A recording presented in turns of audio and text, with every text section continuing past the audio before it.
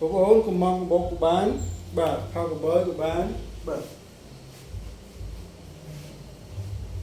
3ខោ$10បាទ3ខោ$10បាទហំឡើយបាទ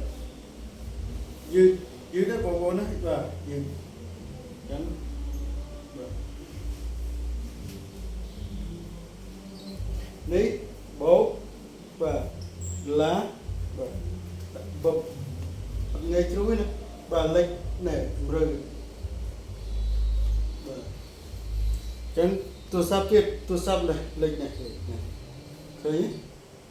បាទដាក់ទៅលេចស្លឹកហ្មងបាទចឹងស្រួលហមបងប្អូនកំងបាទឆាតមកតាម